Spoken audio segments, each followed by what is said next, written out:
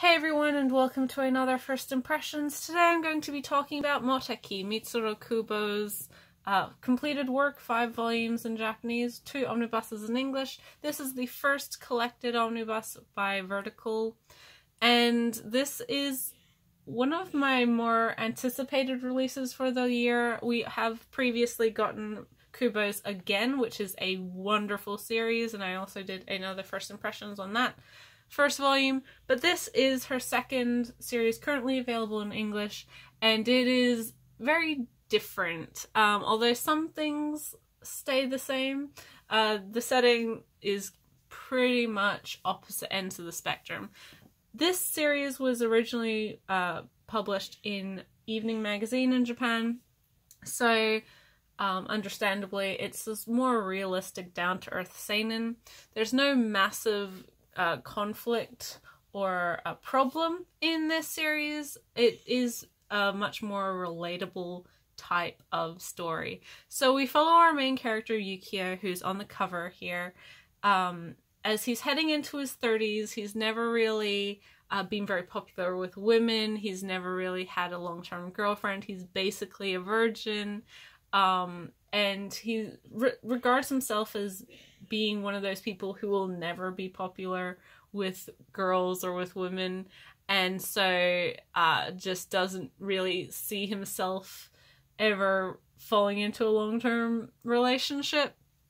But all of a sudden, sort of all at once, 4 women from his past contact him, including the woman that he regards as his one and only, true love, the woman, ex-coworker, a really good friend from like way back, he's known a couple years, and then a ex-classmate who he hasn't seen, since high school. And all of these women are very, very different. They have all very different backgrounds and very different situations, but they all seem to have an interest in him and an interest in starting a relationship. And taking this opportunity, he starts seeing these women and seeing like what's going to happen. The main character of this series is not a strong personality. You can see his whole life he's been very passive and doesn't really take any initiative in regards to anything, but especially his relationships. He doesn't have a full-time job. He sort of just works temp stuff, and so all of his passivity is very reflective in his life as a whole, and of course not to mention his love life. But interacting with all of these women, you can see the frustration that causes, that idea that a lot of his perceived persecution is very much self-inflicted. If he had the guts to actually do anything in an appropriate way, or when the opportunity presents itself, he wouldn't be in the situation that he is now, and he wouldn't feel like the world is against him because he missed out on opportunities.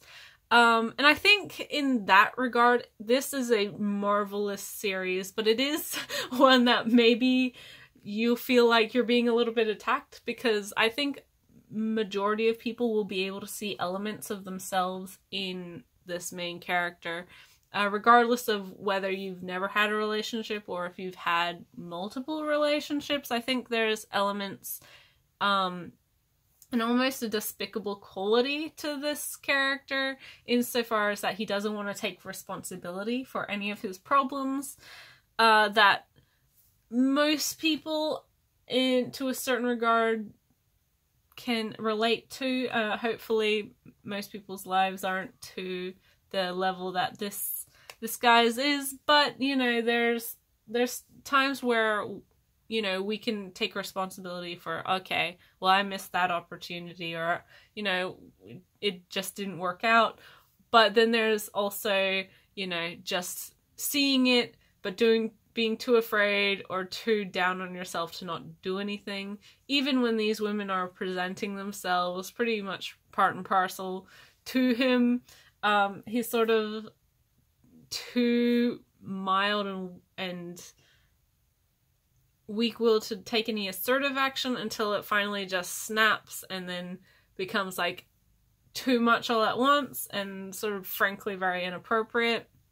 And because not only is he looking for love, of course, first and foremost, everything that goes with that, especially physical intimacy, is something that he's always craved. And then so it's when it finally gets to that point, he doesn't really read people very well, and you can see the frustration that causes with the other characters, especially the women. There's very much a healthy like call out frustration from the other main characters, the other women, who, you know, both out loud and mentally chastise him for not doing anything, or, you know, just letting things happen and not being assertive in your own life, or even, you know, a player in your own life, rather preferring to just sit and coast through it and hope things work out, which is not how life works. Like, that's just the reality of it. You know, you're never going to get a job by just hoping that a job falls in your lap. You're never going to get a relationship by just hoping a relationship falls in your lap. That's not how life and human interaction and relationships work. So it is, I mean, as reading the main character, it's an uncomfortable mix of being very relatable and very unrelatable and frustrating. And I think Kubo has balanced those two sides very, very, very, very well. The later part of this book does have him sort of going back, like reflecting on his life and thinking about his like 15-year-old self and then his 25-year-old self as someone almost 30, and how he like wasted those years. But even now, with the opportunity and with what he knows, he's still wasting the opportunities that he has. So it's a little bit of like, how much is it that life is against you, and how much is it you not taking any initiative?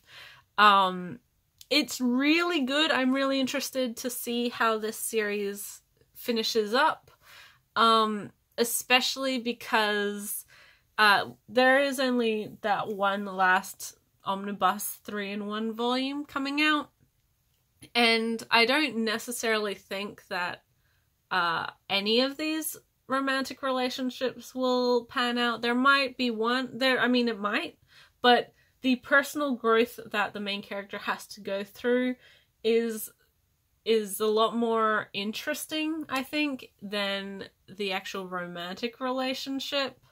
Although it's really nice to see such a wide cast of diverse women, because like I mentioned previously, they are all very different, not just in personality, but in how they look, how they act, their actual situations. It's really refreshing, and as a woman you can see how Kubo is just sort of showing that, you know, there's no perfect woman out there, and everyone has their own personalities and has their own things that they're into, and they're all like women, you know, not one isn't better than the other, it's all just up to personal preference, but they're all women and they all, you know, deserve to be recognized as that. Really, really, really solid book. I would definitely recommend it, especially if you're looking for a more character focused and character reflective seinen. Yeah, this isn't one that has like a lot of fights or has like a really dark story, but I think it has elements of self-reflection that you see in Asano's work. I actually likened this series a lot, thinking about it and reading it, to Solanin. They handle a little bit of different topics, but it does present that same question of being an active participant in your life and making choices that make you happiest. So if you're a fan of that, I would definitely recommend this one. It's really, really, really good, and I cannot wait for more. But yeah, those have been my first impressions on Moteki Love Strikes, and yes, I'm looking forward to the next volume.